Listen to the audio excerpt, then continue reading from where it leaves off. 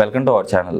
ఈ మధ్యకాలంలో మన ఇండియాలో అండి మగవారికి అంగస్తంభన సమస్య చాలా పెద్ద ప్రాబ్లం అయిపోయింది. సో ఒక 100 మంది ఉంటే ఒక 60 మందికి ఈ ప్రాబ్లం అయితే కన్ఫర్మ్గా ఉంది. బట్ డాక్టర్ దగ్గరికి కూడా వెళ్ళలేకపోతూ ఉన్నారు. బట్ ఇప్పుడు టెన్షన్ పడకండి, మీరంతా అంగం చిన్నగా ఉన్నా లేకపోతే ఎరెక్షన్ రాకున్నా కూడా ఈరోజు నేను చెప్పబోయే రెమెడీని మీరు తూచా తప్పకుండా పాటించండి.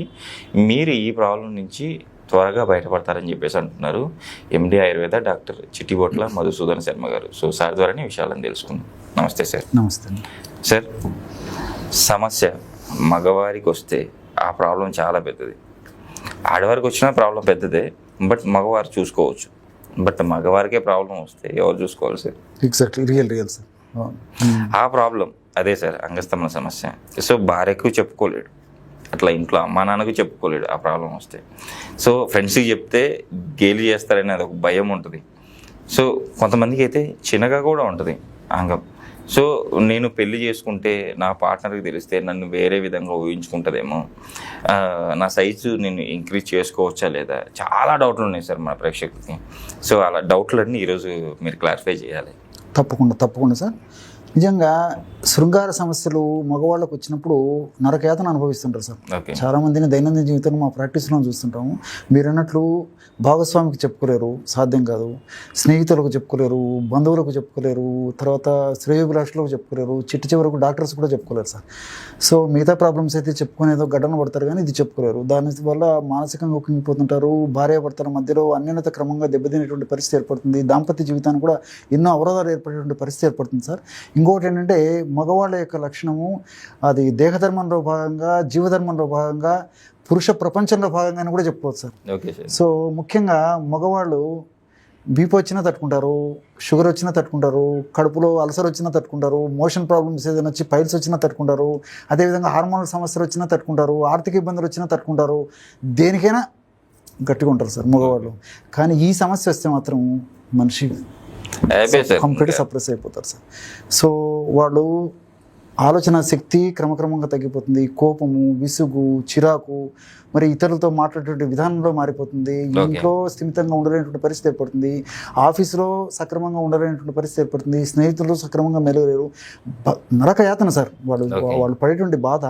సో మరి ఈ యొక్క వీటిని దృష్టి ఉంచుకొని మనం కొన్ని అవగాహన విషయాలు చెప్పడం చాలా చాలా మంచిది అనిపిస్తుంది సార్.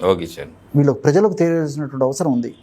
సో జీవధర్మాల్లో భాగంగా, దేవధర్మాల్లో భాగంగా స్త్రీ పురుషులతో నిమిత్తం లేకుండా ఎవరికైనా అనారోగ్యాలు కలగడం సహజం. సో ఇందులో భాగంగా శృంగారానికి సంబంధించినటువంటి అనారోగ్యాలు కూడా కలుగుతుంటాయి. ఇందులో స్త్రీ పురుషులు మినహాయింపు కాదు. కానీ జీవధర్మంలో భాగంగా, శరీర నిర్మాణంలో భాగంగా, తత్వంలో భాగంగా, మానసిక స్థితిగతుల్లో భాగంగా స్త్రీలకు సమస్యలు ఇలాంటి చాలా చాలా తక్కువగా ఉంటాయి, పురుషుల్లో ఎక్కువగా ఉంటాయి సార్. సో పురుషులకు శృంగార సమస్యలు అనేసరికి ముఖ్యంగా అంగస్తంభనానికి సంబంధించినటువంటి సమస్యలు, స్కరణానికి సంబంధించినటువంటి సమస్యలు, భావప్రాప్తికి సంబంధించినటువంటి సమస్యలు, ఇలాంటి ఎన్నో రకాలైన సమస్యలు ఉంటాయి సార్. వాటిల్లో ఒక సమస్యను గురించి ప్రస్తావించి మీరు అడిగినట్లు ఆ శృంగార సామర్థ్యం బాగుండడానికి నేను మెడిసిన్ చెప్తాను సార్. ఈ రోజుల్లో కొంతమందికి తమ అంగం చిన్నగా ఉంది, మరి మ్యారేజ్ అయిన తర్వాత భాగస్వామిని కానీ లేకపోతే భార్యని కానీ సుఖపెట్టలేను అని చెప్పేసి మానసికంగా కుంగిపోయేటువంటి పరిస్థితి ఏర్పడుతుంది. దీనికి కూడా సవాలక్ష కారణాలు. ఒక వయస్సు వచ్చిన తర్వాత శృంగార కోరికలు మొదలైనప్పటి నుంచి కూడా సర్వసాధారణంగా ఏమిటంటే దేహధర్మంలో భాగంగా, మరి జీవధర్మాల్లో భాగంగా కూడా కొంచెం మ్యాస్టర్బేషన్, హస్తమైదనం అని చెప్పేసి చేసుకుంటుంటారు సార్. 100లో 99.99% కామన్ అది. సో అతి సర్వత్ర వర్జయత్. మరి ఎక్కువగా చేసుకోవడం వల్ల కొన్ని ఇబ్బందులు ఎదురవుతాయి. సరే, దానికి సంబంధించి మనం సందర్భం వచ్చినప్పుడు మళ్ళీ ప్రస్తావించి నేను వాటికి సంబంధించిన విషయాలు చెప్తాను సార్. సో అంగం చిన్నగా ఉందని చెప్పేసి చాలామంది సైకలాజికల్గా ఫీల్ అయిపోతుంటారు అన్నమాట. సో మనిషి దేహధర్మాల ప్రకారము, అదేవిధంగా మనిషి శరీర తత్వానికి అనుసరించి, శరీర నిర్మాణానికి అనుసరించుకొని కొంతమంది పొడవుగా ఉంటారు, కొంతమంది పొట్టిగా ఉంటారు, కొంతమంది లావుగా ఉంటారు, కొంతమంది సన్నగా ఉంటారు, కొంచెం మీడియం ఉంటారు. సో రకరకాలుగా ఉంటాయి సార్. కొంతమందికి ముక్కులా ఉంటుంది, కొంతమందికి నోరు పెద్దగా ఉంటుంది, కొంతమంది చెవుల్లా ఉంటాయి. సో ఇవన్నీ కూడా దేహ నిర్మాణంలో అవయవాల్లో కూడా కొద్ది గొప్ప తేడాలు ఉంటాయి. కానీ ఇక్కడ మనం ఆలోచన చేయాల్సింది ఏంటంటే సార్, పురుషులకు సంబంధించి, శృంగారానికి సంబంధించి, అంగస్తంభనకు సంబంధించి, పురుషుని యొక్క పురుషాంగం యొక్క సైజుకు సంబంధించిన విషయం ఆలోచన చేసినట్లయితే అంగం స్తంభించినప్పుడు పురుషాంగము మినిమం 3 సెంటీమీటర్స్ ఉండాలి. ఓకే. సో 3 సెంటీమీటర్స్ కంటే తక్కువ ఉన్నటువంటి పరిస్థితుల్లోనే ఇబ్బందులు ఎదురవుతుంటాయి. 100లో దాదాపు 90% మందికి పైగానే మరి పురుషాంగం స్తంభించినప్పుడు 3 centimetres 5 centimetres 6, 7, 8 centimetres more than that కూడా ఉంటుంది సార్. Okay sir. సో వీళ్ళకి ఏంటంటే మరి ఆ యొక్క అవగాహన లోపం చేత, అవగాహన లేకపోవడం చేత మానసికంగా బాధపడుతుంటారు.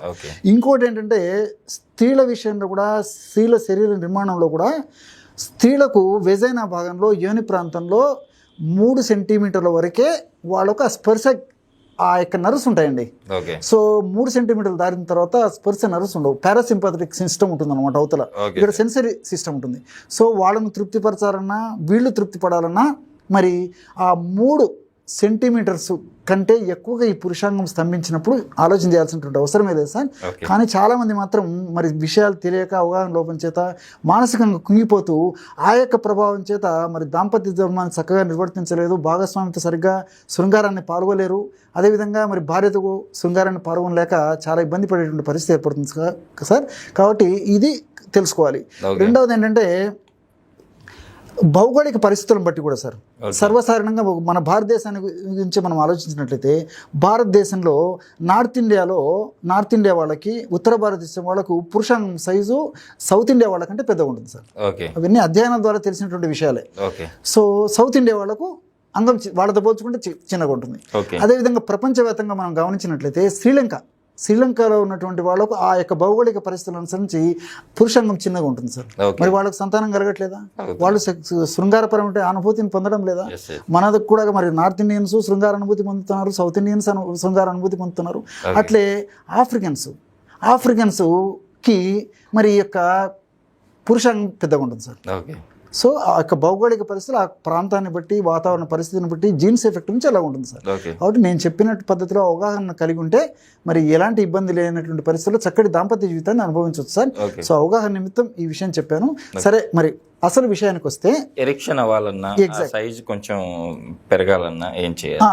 దీనికి శాస్త్రీయ కోణంలో కూడా చెప్తాను సార్. మరి అవసరాన్ని బట్టి, సందర్భాన్ని బట్టి ప్రాక్టికల్ కూడా మనం ఆ యొక్క ఔషధాన్ని కూడా తయారు చేసి కూడా చూపిద్దాం సార్. సో దానిమ్మ పళ్ళ రసం చాలా బాగా పనిచేస్తుంది. మీరు చాలా ఆశ్చర్యపోతారు. కేవలము దానిమ్మ పళ్ళ రసం. సో ఉదయం ఒక్కసారి, సాయంత్రం ఒక్కసారి 250 ml దానిమ్మ పళ్ళ రసం. అవసరమైతే తీసుకోగలిగితే, ఇబ్బంది లేకపోతే కాస్త తేనె కలిపి తీసుకోవాలి సార్. సో ఈ యొక్క దానిమ్మ పళ్ళ రసంలో కాస్త తేనె కలిపి కానీ, లేకపోతే కలపకుండా కానీ అవసరాన్ని బట్టి తీసుకోవడం వల్ల అద్భుతమైన ఫలితాలు కలుగుతాయి సార్. ఎన్ని రోజుల్లో ఆ ఫలితం వస్తుంది? శరీర తత్వాన్ని బట్టి, వ్యాధి యొక్క ఉధృతిని బట్టి, ఇతర అవస్థలను బట్టి, వాళ్ళ యొక్క వయస్సును బట్టి ఆధారపడింది సార్. సో దానిమ్మ పళ్ళ రసాన్ని ఈ విధంగా తీసుకోవడం వల్ల శృంగారానికి సంబంధించినటువంటి అత్యంత మంచి అనుభూతి పొందుతారు సార్. అంటే అంగస్తంభన బాగా జరుగుతుంది, అదేవిధంగా శృంగార సామర్థ్యం బాగా పెరుగుతుంది, అదేవిధంగా స్ఖలనం కాకుండా కూడా కంట్రోల్ చేసేటువంటి కెపాసిటీ దానిమ్మ పళ్ళ రసం వల్ల కలిగేటువంటి పరిస్థితి ఏర్పడుతుంది. చక్కటి భావప్రాప్తి కలుగుతుంది. సో ప్రధానంగా మరి మిగతావన్నీ కూడా దానిమ్మ పళ్ళ రసం వల్ల ఉపయోగం కలుగుతున్నప్పటికీ అంగస్తంభనకు చాలా చాలా బాగా పనిచేస్తుంది సార్ ఈ దానిమ్మ పళ్ళ రసం. సో శాస్త్రీయంగా కూడా నేను చెప్తాను చూడండి, దానిమ్మ పళ్ళ రసం ఎలా పనిచేస్తుంది అనేది కూడా నేను చెప్తాను. అసలు అంగస్తంభన కలగకపోవడానికి, సరిగ్గా ఉండకపోవడానికి కారణం ఏంటంటే పురుషాంగానికి సరిగ్గా రక్త ప్రసరణ సరిగ్గా లేకపోవడం. 1. నెంబర్ 2 వచ్చేసి టెస్టోస్టెరాన్ అనేటువంటి పురుష హార్మోన్ సరిగా ఉత్పత్తి కాకపోవడం, ఉత్పత్తి అయినటువంటి హార్మోన్ సరిగా పనిచేయకపోవడం. ఈ 2 కారణాలను రెక్టిఫై చేయగలిగితే 100లో 99.99% వరకు ఈ సమస్య నుంచి అధిగమించవచ్చు సార్. ఈ రెంటిని రెక్టిఫై చేసేందుకు దానిమ్మ పండు రసం చాలా అద్భుతంగా ఉపయోగపడుతుంది. సో ఎలాగంటే సార్, దానిమ్మ పళ్ళలో నైట్రేట్స్ ఉంటాయి సార్. సో నైట్రేట్స్ ఉన్నటువంటి దానిమ్మ పళ్ళని మనం ఈ పద్ధతిలో తీసుకోవడం వల్ల మన దేహంలోకి పోయిన తర్వాత నైట్రిక్ ఆక్సైడ్గా మారిపోతాయి. ఎప్పుడైతే దేహంలోకి పోయిన తర్వాత నైట్రిక్ ఆక్సైడ్గా మారిపోతాయో అప్పుడు ఆ నైట్రిక్ ఆక్సైడ్ గుణం ఏంటంటే రక్తనాళాలను వ్యాకోచపరుస్తుంది. ఎప్పుడైతే మరి దొండకాయలాగా ఏలబడిపోయినటువంటి, మిరపకాయలాగా ఏలబడిపోయినటువంటి పురుషాంగానికి ఎప్పుడైతే రక్త సరఫరా స్పీడ్గా, ఫాస్ట్గా జరిగిందనుకోండి, రక్తనాళాలు వ్యాకోచం చెందడం వల్ల ఇప్పుడు రక్తం ఎప్పుడైతే సరఫరా జరిగిందో మెదడులో కోరిక ఉంటుంది కాబట్టి ఆ రక్త సరఫరా బాగా జరిగేసరికి within seconds, even half minute 1 minute పురుషాంగం బ్రహ్మాండంగా స్తంభించి దృఢంగా గట్టిగా శృంగార కార్యక్రమానికి సిద్ధమైపోతుంది. అదొకటి. రెండవది, అందులో దీనికి కారణం ఏంటంటే ఈ నైట్రేట్స్. రెండవది ఏంటంటే టెస్టోస్టెరాన్ హార్మోన్ ఉత్పత్తిని బాగా పెంచేస్తుంది సార్ Okay. దానిమ్మ పండు. ఎలాగంటే ఇందులో చాలా రకాలైన యాంటీ ఆక్సిడెంట్స్ ఉన్నాయి. Okay. అదేవిధంగా ప్యూనిసినిక్ యాసిడ్ అని చెప్పేసి ఉంది, పినిసోనిక్ యాసిడ్, ప్యూనిక్ కెటచిన్స్ అని చెప్పేసి కొన్ని పదార్థాలు ఉన్నాయి. ఓకే సో ఈ పదార్థాలు ఏం చేస్తాయంటే సార్, మగవాళ్ళలో, పురుషుల్లో, వృషణాల్లో లైడింగ్ సెల్స్ అనేటువంటి కణాలు టెస్టోస్టెరాన్ అనేటువంటి హార్మోన్ ఉత్పత్తిని చేస్తుంటాయి. ఓకే సో ఈ కెమికల్స్, యాంటీ ఆక్సిడెంట్స్ ఏం చేస్తాయంటే లైడింగ్ సెల్స్ను స్టిమ్యులేట్ చేసేసి ఎక్కువగా టెస్టోస్టెరాన్ హార్మోన్ ఉత్పత్తిని ఎక్కువ చేస్తాయి. ఓకే ఎప్పుడైతే టెస్టోస్టెరాన్ హార్మోన్ ఉత్పత్తి ఎక్కువైపోయిందో అప్పుడు సర్వసాధారణంగా మరి పురుషాంగం స్తంభనకు ఉపయోగపడుతుంది, అదేవిధంగా కోరికలు పెరిగేదానికి కూడా ఉపయోగపడుతుంది. ఓకే సార్, కొంతమంది కోరికలు సరిగ్గా ఉండవు. ఓకే సో ఈ యొక్క పదార్థాల ప్రభావం చేత టెస్టోస్టెరాన్ హార్మోన్ పెరిపేసేసి సో స్త్రీతో ఉండాలని చెప్పేసి కోరికలు కూడా కలుగుతాయి. ఓకే సో ఈ యొక్క ఒక్కటే పదార్థాన్ని నేను చెప్పినటువంటి పద్ధతిలో ఉదయం ఒకసారి సాయంత్రం తీసుకోవడం వల్ల అనర్గళమైన ఫలితాలు చాలా త్వరగా సత్వరమే కలిగేదానికి అవకాశం ఉంటుంటుంది. చాలా చక్కటి ప్రశ్న అడిగారు సార్, మీరు ఎంతో మందికి ఉపయోగపడుతుంది కాబట్టి నిజం సార్, అందరికీ ఉపయోగపడుతుంది సార్ ఇది. నిజంగా సార్. ఈరోజు మన ప్రేక్షకులకి దానిమ్మ పండు ఒక గొప్పతనం సార్. ఫస్ట్ యాక్చువల్లీ మగవారి జీవితాన్ని ఒక వెలుగని చెప్పాలి దానిమ్మ పండు రసం. రియల్లీ సో ఇలాంటి దానిమ్మ పండు రసాన్ని మన ప్రేక్షకులు కూడా వాడుతూ కంపల్సరీ ఈ ప్రాబ్లం నుంచి బయటపడతారని చెప్పి ఆశిద్దాం సార్.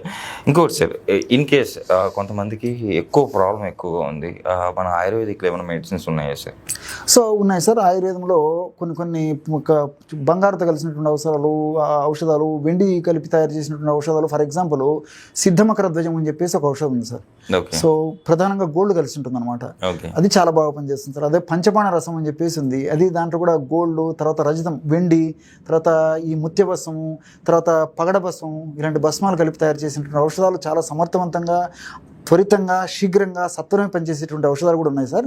సో ఇలాంటి ఔషధాలు ముఖ్యంగా బంగారు, వెండి, తర్వాత ముత్యభస్మం, ఇలాంటి భస్మాలు కలిసినటువంటి ఔషధాలు మాత్రం వాళ్ళకే వాడుకోకుండా సమీపంలో ఉన్నటువంటి వైద్య నిపుణులను సంప్రదించి వాళ్ళ సలహా మేరకు ఏ ఔషధము, ఏ పద్ధతిలో, ఏ డోసులో, ఏ ప్రమాణంలో, ఎంతకాలం పాటు వాడాలి, పరిస్థితి ఎట్లుందని చెప్పేసి వాళ్ళ నిర్ణయం మేరకు వాడుకోవడం మంచిది. కానీ మరి స్వతహా వాడుకోకూడదు సార్. మరి స్వతహా వాడుకునేందుకు మనకు మార్కెట్లో కొన్ని ఔషధాలు కూడా దొరుకుతాయి సార్.